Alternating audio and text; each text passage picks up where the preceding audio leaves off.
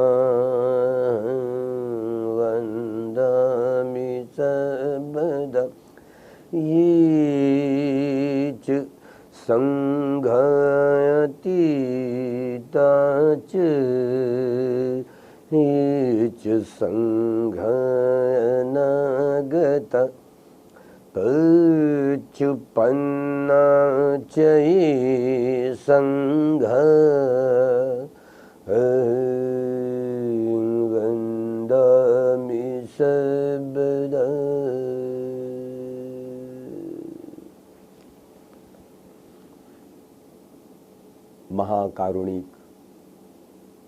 तथागत भगवान सम्यक संबुद्ध भगवान ने स्वाख्यात किया हुआ, सुस्पष्ट किया हुआ, जो धारण करने योग्य ऐसा सद्धर्म और संघ गुणों को धारण करने वाला भगवान का वह आर्य सावक संघ, प्रथमतः इन 3 रत्नों को, इन 3 शरणों को अभिवादन करते हुए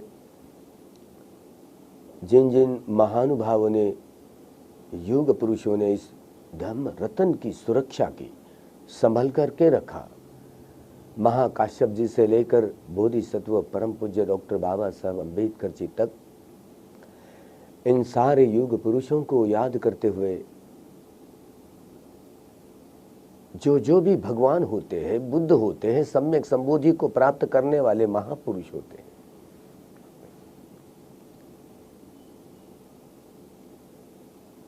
कर्म के विषय, अपने कर्म को सुधारने की बात करते हैं जड़ से।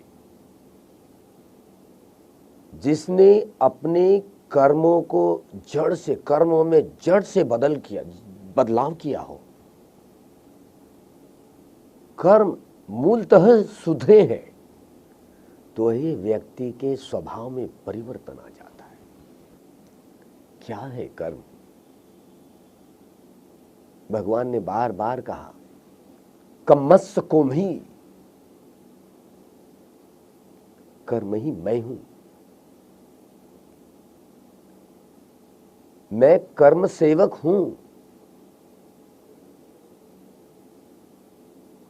मैं ही कर्म हूं। जिसे जो कृत्य, जो काम कर रहा हो, कोई हो, कुशल हो, अकुशल हो, अव्याकृत हो,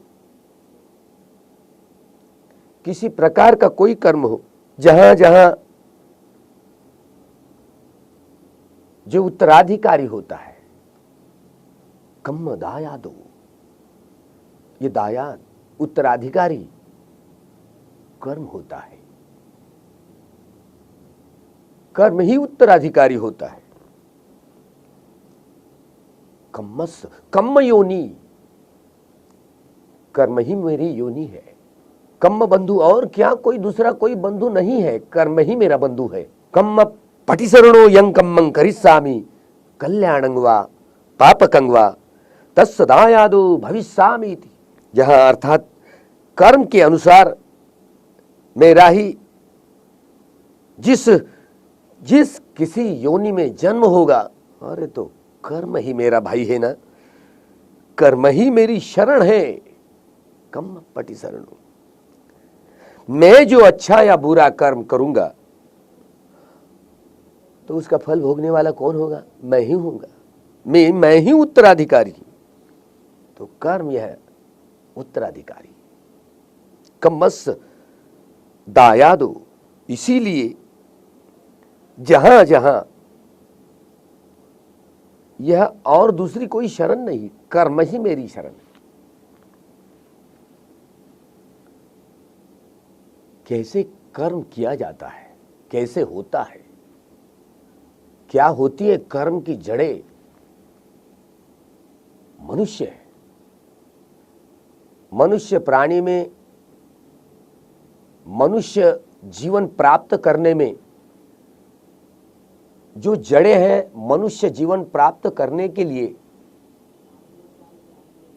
कुशल विपाक, सहगत संतीर्ण चित्त, यह जब तक इस चित्त की उत्पत्ति नहीं हुआ करती तब तक मनुष्य जन्म प्राप्त करने की क्षमता ही नहीं आती, क्योंकि वह जड़ है। कर्म जैसे कायिक कर्म होते हैं, वाणी के कर्म होते हैं, मन के भी कर्म होते हैं, लेकिन जो कर्म की जड़ है मन है, मन प्रधान होता है, प्रमुख होता है।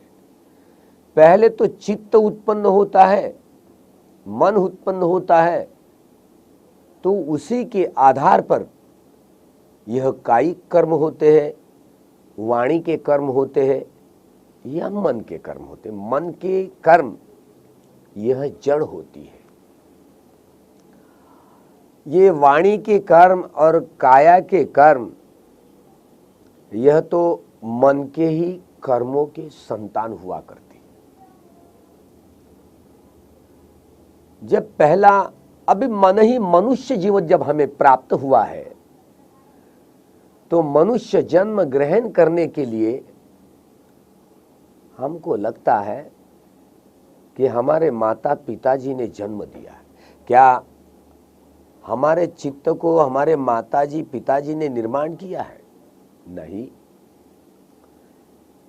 ये जन्म लेने की जो वैज्ञानिक प्रक्रिया है, जन्म ग्रहण करने की, वह भी मनुष्य जीवन में, मनुष्य जीवन प्राप्त करने की प्रक्रिया में जन्म लेना है, तो यही अभी जो जिस चित्त का नाम बताया गया, कुशल विपाक सहगत संतीर्ण चित्त, कुशल विपाक, यह चित्त जब तक इस चित्त की उत्पत्ति नहीं होगी तो अपने यही चित्त माता के कोख में, गर्भ में यह प्रवेश करने वाला, जिसे प्रथम इस वर्तमान जीवन की इस प्रक्रिया का पहला क्षण, जिसे पटिसंधि कही जाती है, प्रथम क्षण, एक रूप भाव प्राप्त करना है, किसी सूक्ष्म हो या स्थूल हो, किसी प्रकार का शरीर धारण करना है, और वो भी मनुष्य जीवन को प्राप्त करना है, जो पहले ये चित्त की उत्पत्ति होती, उसी के आधार पर यही चित्त जब गर्भ में प्रवेश करता है तो यही वर्तमान जीवन का यह पहला क्षण, पटिसंधि क्षण, पटिसंधि विज्ञान करके जाना जाता है। यह जड़ है, ताकि यह धीरे धीरे यह शरीर, यह मन, यह रूप और यह नाम जब एक दूसरे से जुड़ा हुआ होता है, फिर भी प्रधान जो गर्भ के भीतर जो मनुष्य योनि में जन्म होता है, तो भीतर का जो गर्भ की जो वृद्धि होती है, विकास होता है, तो ये प्रधान भूमिका तो मन ही, जो मन होता है, यही मन ही प्रधान भूमिका को अदा करता है। गर्भाशय में जो वह शरीर पिंड की वृद्धि होती है, प्रथम तो कोई प्राणी हो, छोटा या कितना भी बड़ा हो, प्रथमतः इस गर्भाशय में हृदय वत्थु का विकास होने लग जाता है, और धीरे धीरे धीरे धीरे एक एक अंग प्रत्यंग विकसित हुआ करते हैं।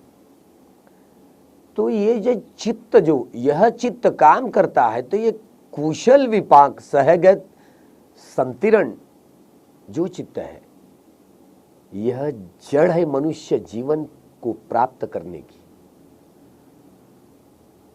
अब यह चित्त, जैसे इस चित्त की उत्पत्ति होती है, तो मनुष्य शरीर जैसे समान धातुओं के आधार पर अलग अलग, दोनों अलग अलग चित्त है। जो जन्म ग्रहण करने वाला चित्त और जन्म देने वाला चित्त,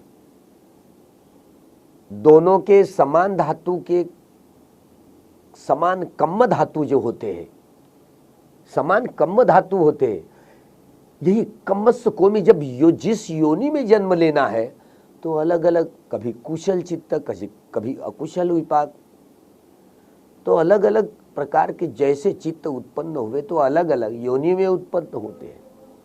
अब जब ये कुशल विपाक सहगत संतिरण चित्त की उत्पत्ति होती है, तो यही कर्म जो जन्म देता है, जिस कर्म से, जो पटि संधि विज्ञान कर्म कहा जाता है,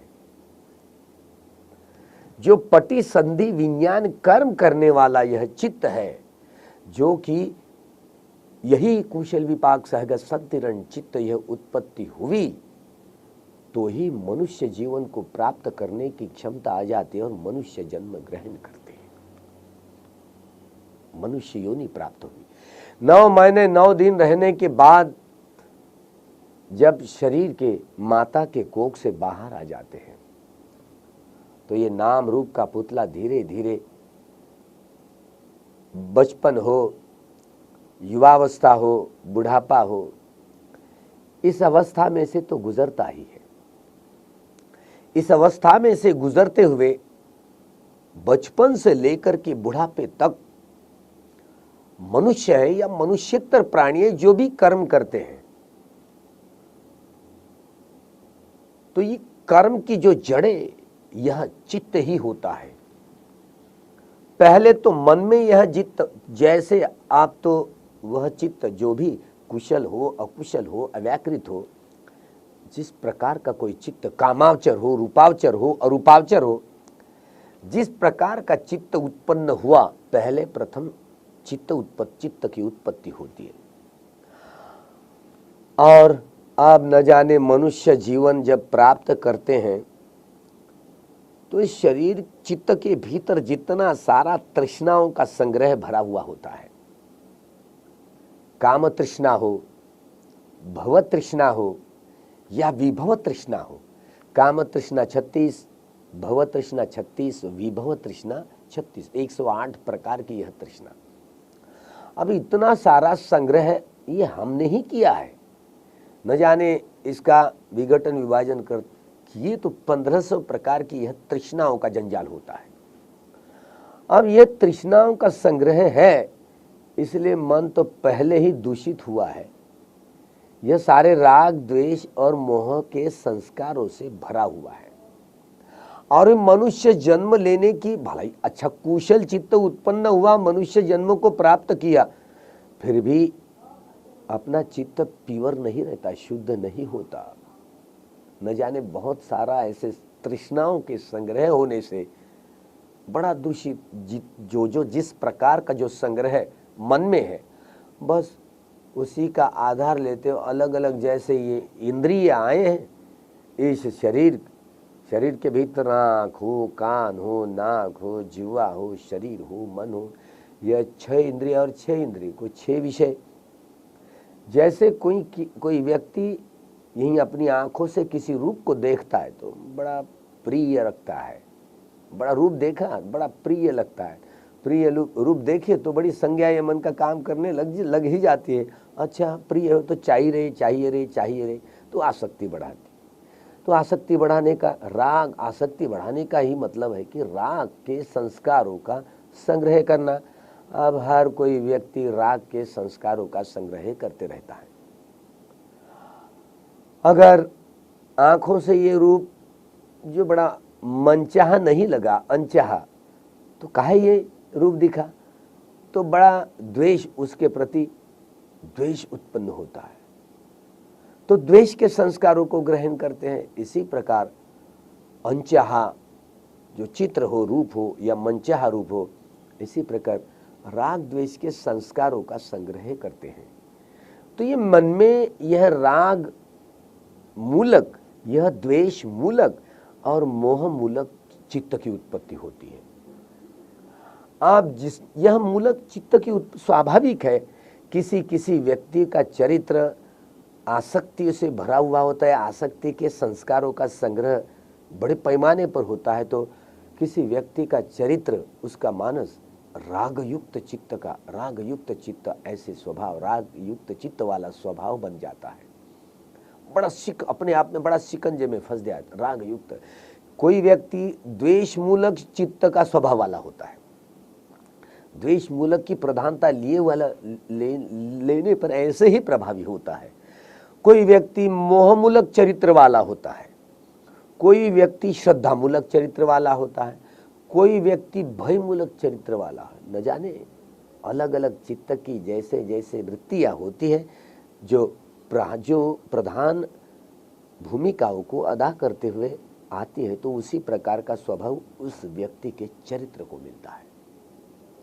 क्या होता है ये राग, क्या होता है ये द्वेष और क्या होता है ये मोह।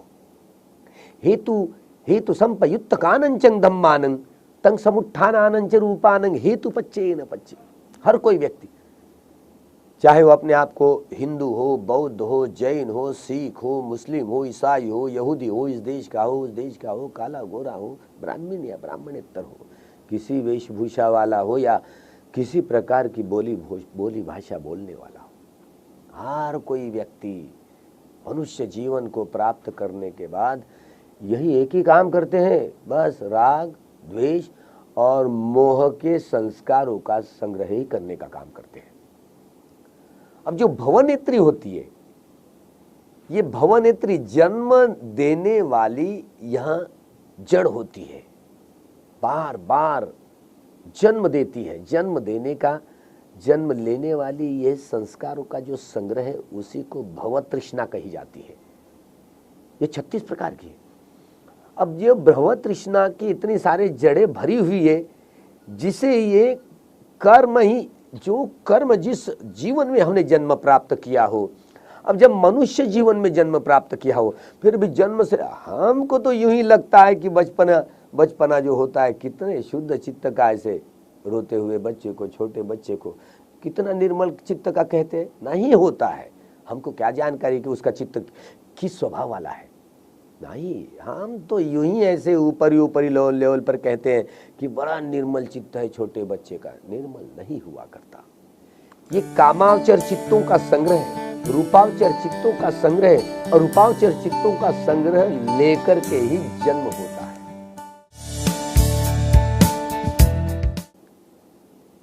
जिस चित्त के संस्कारों को संग्रह को लेकर के जो चित्त उत्पन्न होता है तो वह काम तृष्णा, भव तृष्णा और विभव तृष्णा, ये कामावचर चित्तों का संग्रह है, रूपावचर चित्तों का संग्रह है और रूपावचर चित्तों का संग्रह लेकर के ही जन्म होता है। अब जो चित्त उत्पन्न हुआ जिस क्षण, मान लीजिए अब जैसे जैसे छुटपन से बड़े होने तक की प्रक्रिया में, युवावस्था में आने की प्रक्रिया में गुजरता है, न जाने ये छह इंद्रिया और छह इंद्रिय के जो विषय है, छह इंद्रियों के जो विषय है, न जाने क्या क्या काम करता है। और जो प्रिय वस्तु, व्यक्ति, घटना, स्थिति, रंग, रूप, आकृति, रोशनी लगे तो बड़े आसक्ति जगाता है कोई व्यक्ति। और कोई अनचाहा कोई दर्शन घटा, अनचाहा, ये पांचों इंद्रिय द्वारा अनचाहा दर्शन हुआ, अनचाही आवाज, अनचाही सूंघना, अरे वो तो इतना द्वेष ही बढ़ाता है। इसी तरह मनुष्य जीवन में जन्म लेने के बावजूद भी राग, सुखद वेदना आई, ये जब ध्यान करेंगे तब पता चल जाएगा कि यह राग कैसे, राग की उत्पत्ति कैसे होती, ये द्वेष की उत्पत्ति कैसे होती, क्योंकि मन प्रधान है।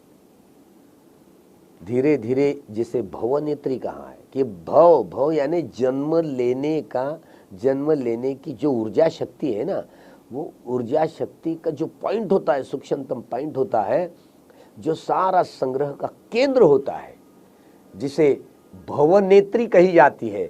जब आनापान का कोई साधक अभ्यास करता है, कोई गृही हो या गृह त्यागी हो, तो पहले आनापान का अभ्यास करते हुए नासिका के द्वारों पर, नासिका के नीचे ऊपरी होठ के ऊपर वाला भाग, इसी छोटे से विभाग पर आने वाला जाने वाला नैसर्गिक शुद्ध स्वाभाविक सांस पर काम करते रहता है।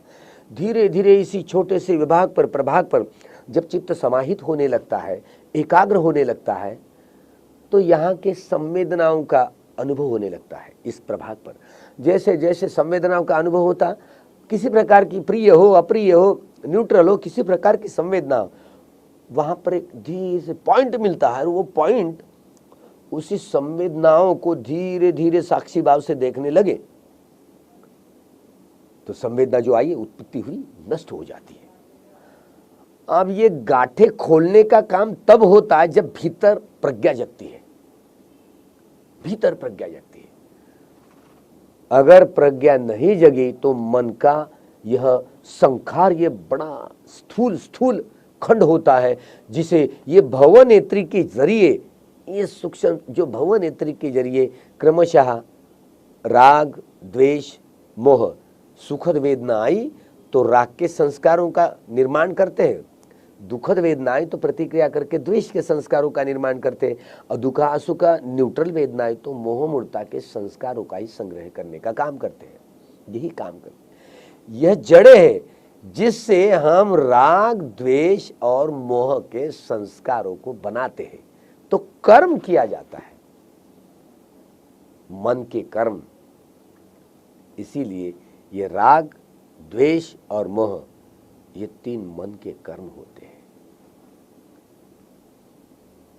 ये जड़ है जिसके आधार पर जब कोई दोस्त हो, कोई बंधु हो, कोई रिश्तेदार हो, एक विषय पर अगर मनमुटाव हुआ तो बोलचाल बंद हो जाता है। कभी अगर तीव्र रूप से कोई द्वेष भावना बढ़ी तो जैसे जैसे द्वेष भावना बढ़ जाती है तो पूरा यह मन का जो विकार, मन का राग, मन का द्वेष, मन का मोह, यह वाणी पर उतर आता है, वाणी पर उतर आता है। अगर वाणी के द्वारा संभल नहीं गया तो फिर शरीर पर उतर आता है, शरीर कर्म करने लगता है। इसीलिए भगवान ने यह कर्म के विषय में बड़ी गहराई से देखा है कि आखिर ये कर्म करने वाली ये जो चीज है, कम्मस्य कोमि कर्म ही मैं हूं, मैं ही तो कर्म सेवक हूं। तो कर्म ये लीडिंग रोल, लीडिंग भूमिकाओं को अदा करता है, ताकि हम मन के द्वारा, इस वाणी के द्वारा और शरीर के द्वारा, वाणी के द्वारा जो कर्म होते, झूठ बोलना मनुष्य जीवन है, और झूठ बोल करके किसी को ठगाने की बात होती है, तो यह दूषित कर्म हुआ, दूषित कर्म हुआ। किसी को गंदी गालियां देना, गंदी गंदी बातें करना, यह दूषित कर्म है, वाणी का दूषित कर्म है। किसी की निंदा चुगली चहाड़ी करना, यह वाणी का दूषित कर्म है। और यह निकम्मी बातों को कहना जो काम की ना धाम की होती है। तो इसी प्रकार वाणी के यह 4 दोष हुआ करते हैं। अगर ये हमारा स्वभाव ही बदला है, जैसे जैसे भीतर प्रज्ञा जगी, अब यही सुखद वेदना आई, अनित्य बोध जगा, तो वितरागी चित्त बनता है। दुखद वेदना आई, अनित्य बोध जगा, तो वितद्वेषी चित्त बनता है। अदुख आंसू का अभी ऐसी वेदना आई, अनित्य का बोध जगा, तो वितमोही चित्त बनता है। इसी प्रकार जब हेतुओं में भी वितरागी, वितद्वेषी, वितमोही, जैसे हेतु में बदलाव आ जाता है, तो कर्म जड़ के जड़ से सुधरता है। वितरागी, वितद्वेषी, वितमोही बन करके मन के कर्म सुधरे, तो ये वाणी के कर्म, ये तो संतान होती है, ये शरीर के कर्म, ये तो संतान होती है मन के ही कर्मों की। वह कर्म जड़ से बदल जाते, व्यक्ति के स्वभाव जड़ से बदल जाते हैं। यही सबसे बड़ी, यही मनुष्य जीवन में रिवॉल्यूशन है, क्रांति है, जो जड़ से मन का स्वभाव बदलता है, जिसे बोधि का ज्ञान जगता है। बोधि के अंग एक एक इतने परिपूर्ण रूप से चरम अवस्था तक पहुंच पाते हैं, और बोधि के अंगों का लाभ होता है, तो ही मन के भीतर का स्वभाव बदल सकते हैं। भीतर प्रज्ञा नहीं जगी तो अंतर मन के गहराई में जाकर के अंतर मन के स्वभाव को बदलना ही नहीं आता। जब ऐसे मन के कर्म सुधर गए, तो यही वाणी के कर्म जो होते हैं, जो 4 कर्म होते हैं, अब झूठ नहीं बोलेगा, क्योंकि ये कम्मद आया तो कर्म ही मेरे उत्तराधिकारी। अगर गलत कर्म किए तो गलत परिणाम आएगा ही, तो क्यों गलत करेगा? अंतर मन की गहरा में जाएगा तो देखेगा, अब नहीं झूठ बोलेगा, अब सत्य ही वचन को बोलेगा। किसी को गाली गलौज या गंदी बात नहीं बोलेगा, किसी की चोरी चुगली चाहड़ी नहीं करेगा, और निकम्मी बात को भी कैसे संवर पाता है। और यहां तक कि शरीर के कर्म भी, जैसे शरीर, किसी प्राणियों की हत्या हो सकती है इस शरीर के द्वारा, किसी प्राणियों की हत्या हो सकती है। अरे किसी प्राणियों की हत्या करने का परिणाम बड़ा गलत होता है। इसीलिए प्राणियों से बचकर के रहने का स्वभाव तभी निर्माण होता है जब भीतर प्रज्ञा जगती है। अब जैसे पाणाति पाता वीरमणि सिक्खा पदं समादियामि, प्राणी मात्र की हत्या करने से बचकर के रहना, प्राणी मात्र की हत्या करने से वीरत रहने का ये जो शिक्षा पद ग्रहण करते हैं, तो प्राणी मात्र की हत्या करने, स्वयं भी हत्या नहीं करते, औरों की भी हत्या करने के लिए प्रेरणा नहीं देते, या किसी ने की भी हो तो उसका समर्थन नहीं करते। इसका सीधा सरल मतलब यह है कि शील का पालन करना आया तो जड़ से मन का स्वभाव बदल गया, जड़ से स्वभाव बदल। अब वह व्यक्ति इतना संवर पाएगा कि किसी प्राणियों की हत्या करने से वो विरत रहेगा, उसका स्वभाव बदल। किसी प्रकार की ये चौर्य कर्म जो शरीर के द्वारा किया जाता है वह भी नहीं करेगा, बड़ा शुद्ध होगा, और नशा पता भी नहीं करेगा। इस प्रकार यह मन के 3 कर्म राग, द्वेष और मोह, और यह वाणी के ये 4 कर्म, झूठ बोलना, ये अकुशल कर्म, झूठ बोलना, किसी गंदी गालियां देना, या किसी की निंदा चुगली चाहड़ी करना, या व्यर्थ जो व्यर्थ जो बातें हैं, जो फजूल बातें हैं, या जो निकम्मी बातों को करते रहना, और ये 4 वाणी के दोष बदल जाते हैं। और यहाँ शरीर के जो कर्म इतने सुधर जाते हैं कि वो प्राणियों की हत्या से बच करके रहता ही है, नशा पता करने से बच करके रहता है, और जो नशा पता करने से बच करके रहता है, वीरत रहता है नशा पता करने से, तो शरीर के कर्म भी सुधर जाते हैं। इसी तरह ये 10 अकुशल कर्म हैं। जब कोई व्यक्ति, पूरे विश्व के सारे संप्रदाय के लोग, वो तो सुना है कि भाई राग द्वेष मोह के ये सारे संस्कार, राग द्वेष मोह को करना ये उचित नहीं है, सुना है, तो राग द्वेष संस्कारों को ग्रहण किया तो अपनी हानि होती है, सुन लिया है, लेकिन अपने स्वभाव में जड़ से परिवर्तन नहीं आया ना, अपने मन का स्वभाव नहीं जड़ से बदला ना, तो होता है कभी कभी चिंतनमय प्रज्ञा के आधार पर, नहीं ये अच्छी बात नहीं है। जैसे काया के द्वारा ये 3 कर्म होते हैं, अकुशल कर्म होते हैं, वाणी के द्वारा ये 4 अकुशल कर्म होते हैं, मन के द्वारा ये राग द्वेष मोह अकुशल कर्म होते हैं। इस प्रकार के काया, वाणी और मन के द्वारा ये 10 प्रकार के अकुशल कर्म होते हैं। ये जो मोहमूलक चित्त ये 2 प्रकार का होता है, ये द्वेष मूलक चित्त 2 प्रकार का होता है, और राग मूलक चित्त ये 8 प्रकार का होता है। इसी तरह ये 12 प्रकार के चित्त, ये अकुशल चित्त होते हैं ना, ये काया, वाणी और मन के द्वारा हुआ करते हैं अकुशल चित्त, जिसे कामावचर चित्त में जो अलग अलग तौर से अपाय गति में ले जाने वाले होते हैं, अपाय गति में ले जाने वाले होते हैं। तो इसीलिए ये कर्म जड़ से सुधरे तो व्यक्ति के स्वभाव को ही जड़ से बदलना आया। तो जो व्यक्ति धर्म को धारण करेगा तो ही अपने कर्मों का वह मालिक बन जाएगा। और यहाँ तक कि जैसे जैसे धर्म का उद्देश्य ही है, यह कर्म को जड़ से बदलना है। धर्म को धारण करने से ही यही कर्म जड़ से सुधर सकते हैं। और इसी तरह जो भी धर्म के संपर्क में आते हैं, धर्म को धारण करते हैं, तो भीतर अपनी प्रज्ञा शक्ति को जगाते हुए जड़ों को बदलते हैं, मन के स्वभाव को पलटने का काम करते हैं। वही जो गृही हो या गृह त्यागी हो, वह सीलों में पुष्ट होते हैं, सम्यक समाधि का अभ्यास करते हैं, और भीतर प्रज्ञा शक्ति जगा करके यही मुक्ति के रास्ते पड़ जाते हैं। उन्हीं व्यक्तियों को ये आर्य अष्टांगिको मग्गो, 8 अंगों वाला जो मार्ग होता है, बस उसी में प्रतिष्ठित होने की क्षमता प्राप्त हुआ करती है। तो ही ऐसे यही जैसे जीवन में यह तदंग प्रहाण को जो व्यक्ति प्राप्त करते हैं, वही अपने कर्मों को जड़ से सुधारते हैं।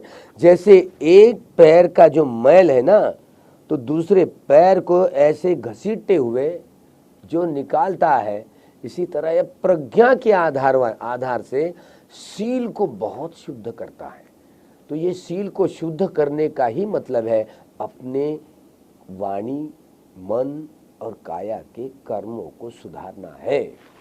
तो यही बात है कि कर्म जिसे मैं हूँ, मेरा हूँ, जो मैं करते हैं, तो कर्म जैसे सुधरे तो मन का जड़ से स्वभाव बदलता है। यही मन की जो क्रांति होती है, वही खंति की ओर, शांति की ओर, निर्वाण की ओर पहुंचाती है। और सारी तृष्णाओं की जो जड़ें हैं, काम तन्हा, भव तन्हा और विभव तन्हा, 1500 प्रकार की सारी तृष्णाओं की निर्जरा करती है, तो चित्त बहुत नितांत निर्मल हो जाता है। जब तक कि 1500 प्रकार की सारी तृष्णाओं की जड़ों को उखाड़ फेंक नहीं दिया जाता है, तब तक अंतर मन के जड़ सहित नितांत रूप से चित्त निर्मल नहीं हुआ करता। मन के कर्म सुधरते तो ही शारीरिक और यह वाणी के कर्म सुधरेंगे। इसी तरह सारा समाज सुधरेगा। जो जो भगवान की वाणी को, भगवान के सद्धर्म को, कम्मठान को धारण करेगा तो सारा समाज मनुष्य है, मनुष्य को धर्म मिलेगा तो न जाने अपने अंतर मन की गहराई में जा करके सारे जड़ों सहित विकार मुक्त जो चित्त होगा तो सारे विश्व के सारे संप्रदायों को ये कर्म संस्कार है, कर्म संस्कार है। तो ये अविद्या में रहते हुए, जो बेहोशी में रहते हुए ये ग्रहण करते हैं। इसीलिए संस्कारों का जो संग्रह है, इसीलिए ये लीडिंग लोड, जिस प्रकार के जिस व्यक्ति का स्वभाव होता है बार बार वही कर्म करने की वही आदत बन जाती है, स्वभाव बन जाता है। वही जो इस वैज्ञानिक प्रक्रिया में मन की प्योरिटी, मन की शुद्धता, चित्त की शुद्धता, केवल ये विपश्यना, यही ऐसे सार्वजनिक कम्मठाना जो भगवान बुद्ध जो उनका अनुसंधान करते हैं और अन्य कोई उसका अनुसंधान कर ही नहीं सकता, उनकी क्षमता ही नहीं होती। यही मन की शुद्धि का, मन के कर्म को सुधारने का यही वैज्ञानिक तरीका है विपश्यना साधना विधि, जिसे मन के कर्म जड़ से सुधर सकते हैं, जड़ से बदल सकते हैं, मन का स्वभाव बदलता है। आओ दुनिया के सारे मनुष्य प्राणी जो मनुष्य योनि में हम सब लोगों ने जन्म लिया हो, किसी संप्रदाय के हो, अरे इस मैले मन को शुद्ध करेंगे ताकि सारा जीवन हमारा बदल जाएगा। कोई व्यक्ति किसी पर जुल्म नहीं करेगा, किसी प्रकार के सारे लोभ की जो तृष्णा भी है वह खत्म होगी। कैसे समाज एक दूसरे का मान, चाहे भला दूसरे माता का लड़का हो फिर भी दूसरे भिक्षु संघ बड़ा आदर्श है, भगवान का बड़ा आदर्श है। दो माता के दो लड़के जब भिक्षु संघ में इकट्ठा आ जाते हैं तो यही धर्म तरंग शरीर के भीतर के अट्ठकलापों के, यह चित्त कलापों के जो धर्म तरंग एक दूसरे के भीतर यह उदय वे हो करके जब मेत्ता, करुणा, मुदिता और उपेक्षा जागती है तो ही यही धर्म विहारी हो करके, ब्रह्म विहारी हो करके जिसको देखना आया तो कितना भी दूर का हो वह जुड़ जाता है। एक ही यही मेत्ता धातु जिसे मैत्री के तरंगों में बदल जाता है, और यही मैत्री के तरंग कितने भी दूर की व्यक्ति हो जैसे कि एक समान धातु वाली बन जाती है, एक समान धातु वाली। इसी तरह कोई व्यक्ति धर्म में पका हो, तपा हो, श्रोतापन्न, सकदागामी, अनागामी या जिसने अरहत्व प्राप्त कर लिया हो तो बात ही क्या है, निर्वाण धातु को प्राप्त कर लिया हो तो बात ही क्या है। बड़ी इस मनुष्य जीवन की यह सुंदरता का शिखर है ही भगवान बुद्ध, जिन्होंने यह विद्या को सारे अपने आयु में लोगों को बांटते रहे। मन के कर्म को सुधारने की यह विपश्यना साधना विधि खूब आत्मसात करो, खूब लगन से आत्मसात करो और मन के कर्मों को सुधारे। यही जो जड़ से मैं मेरा क्या है मेरा, जिसे कर्म ही तो मेरा है, इसको जड़ को देखे, जड़ को संवर करे। जो भी संवर करेगा मुक्ति का रस चखेगा।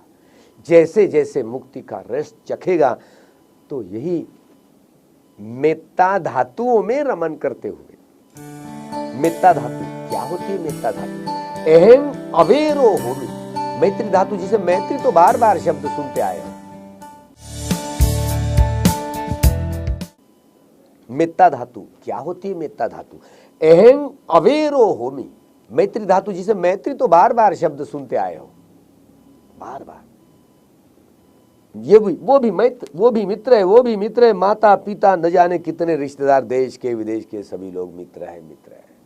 सुनते हैं, चिंतन में बड़ा बड़ा टसल करते हैं, ये ऐसे होगा, ये ऐसे, ये वैज्ञानिक ने ऐसी ऐसी बातें मित्रता के विषय में कहा गया। लेकिन अनुभूति के स्तर पर ये मित्रता के तरंग क्या होते हैं? अहम अवेरा हूं, मेरा यह चित्त वैर रहित है, कैसे जान पाएंगे? अव्यापजा व्यापाद रहित है, द्वेष रहित है। अनिघो होमी यानी क्रोध रहित है।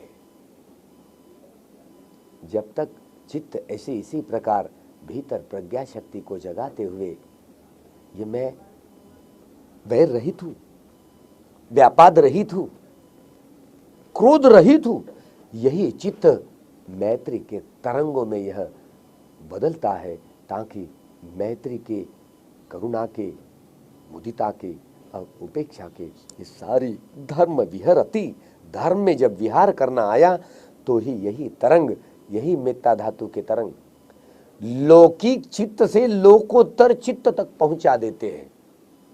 तो ही मुक्ति रस चखने की यही बारी आकर के मन की जड़ें ही बदलती है।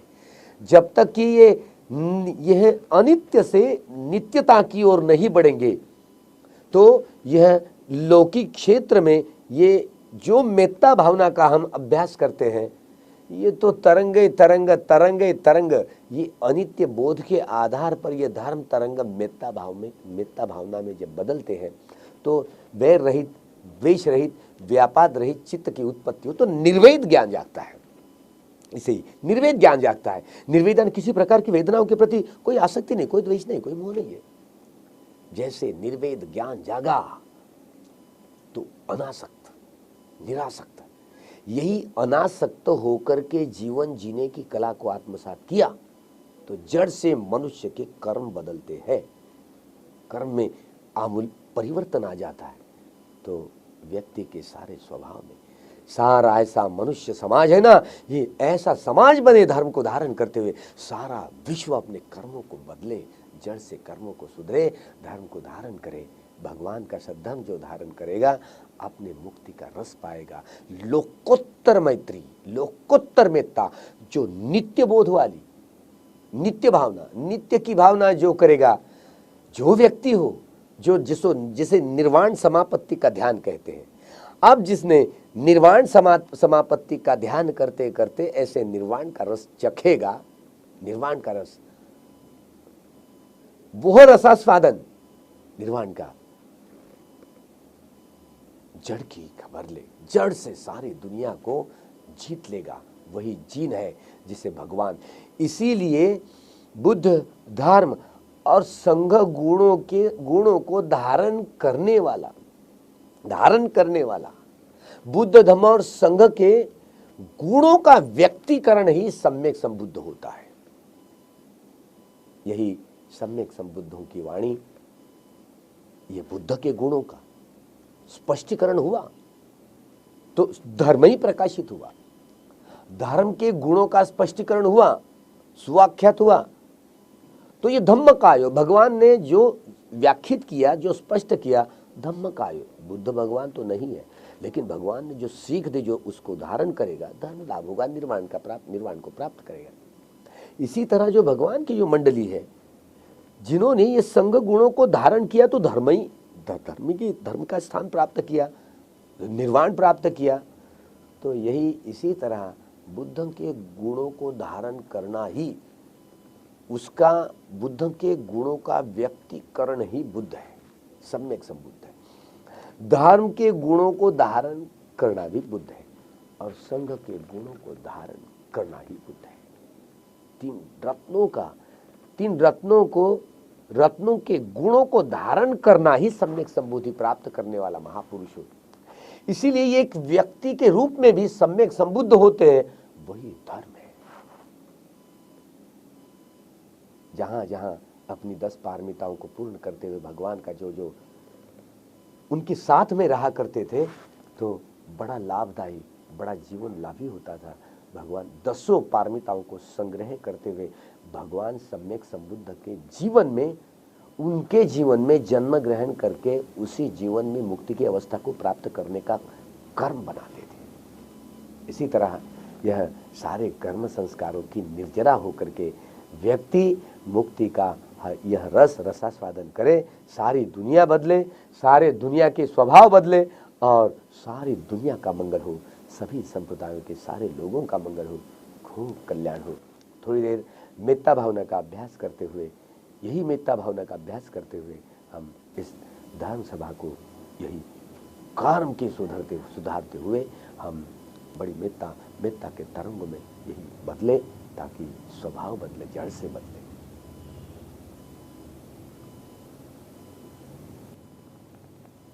शील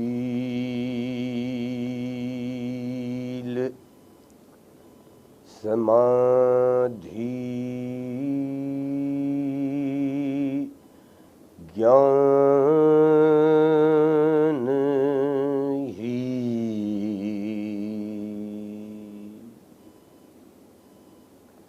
धर्म का है भंडार,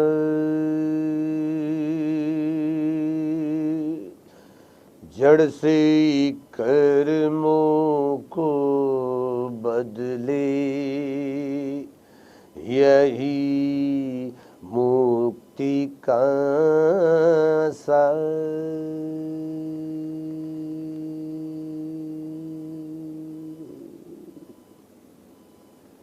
काया के कर्म सुधार ले, वाणी कर्म सुधार, मन के कर्म काया वाणी के कर्म, मन की ही संतान,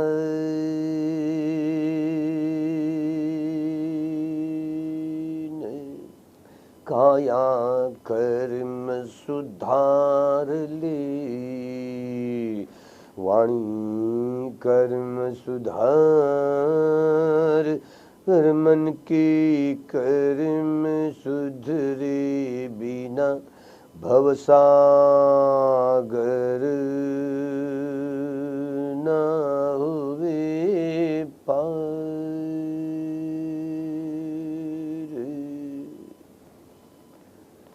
दुखियां रे दुख मुक्त हो,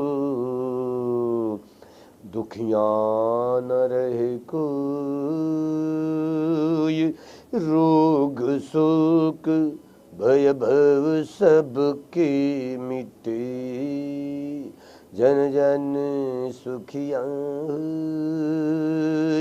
हिंदू हो या बौद्ध हो, मुस्लिम सिख या जैन, हिंदू हो या बौद्ध हो, ईसाई जैन सिख व जैन, जिसने मन में ला किया वही हुए बेचैन।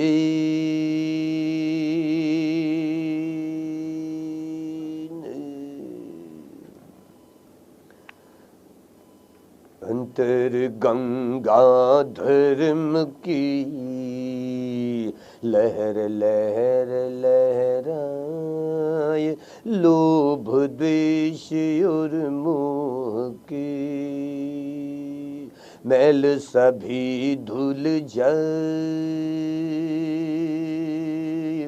काहे उछलता बावला करता गर्व गुमान, अरे बड़ो बड़ो का मिट गया जग से नाम निशान,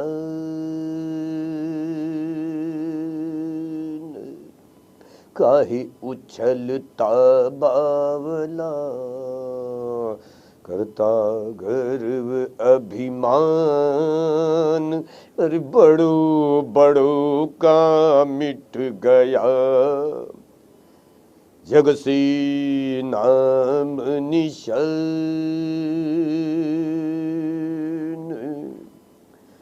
जैसे मेरे दुख कटे सबकी दुख कट जाए, जैसे मेरे दिन फिरे सबके दिन फिर जाए।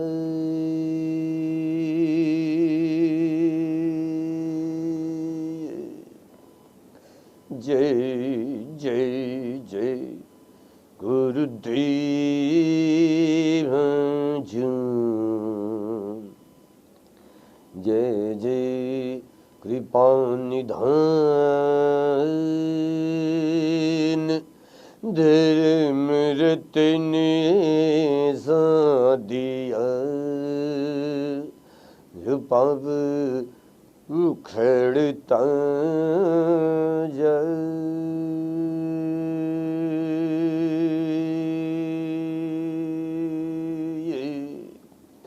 ऐसा चखाया धर्म रस बीसियन रसन लुभाए,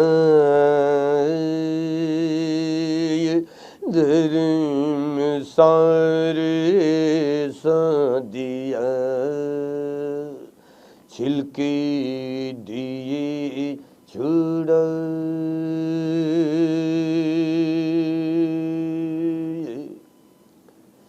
रोम रोम कृतज्ञ हुआ, ऋण चुकाया जाए,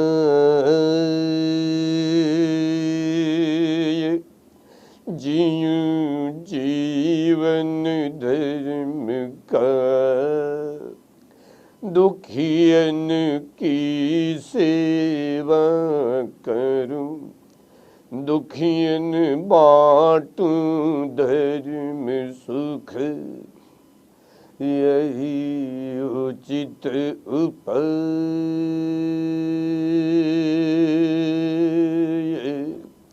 इस सेवा के पुण्य से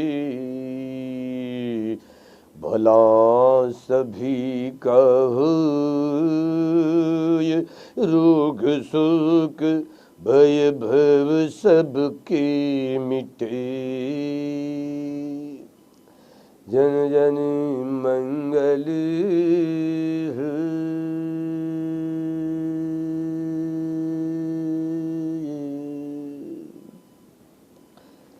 सबका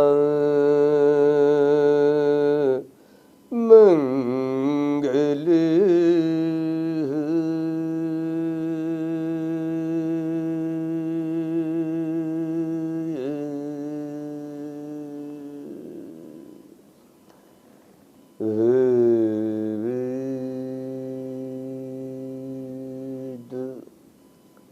सब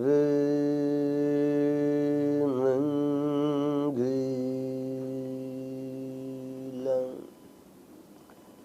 भवतु, सब मंगलम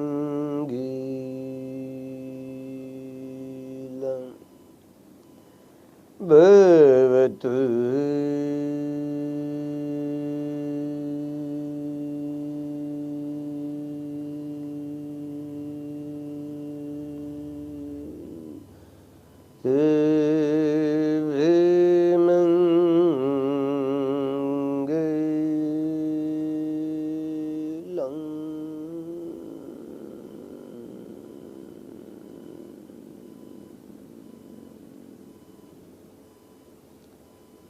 सुखी हुंतु, सुखी निदुःखा निरोगा निब्बाण बचे हुंतु। सबका मंगल हो, सबका कल्याण हो, सबके जड़ से कर्म सुधरे, खूब मंगल, खूब धन लाभ हो, सुखी।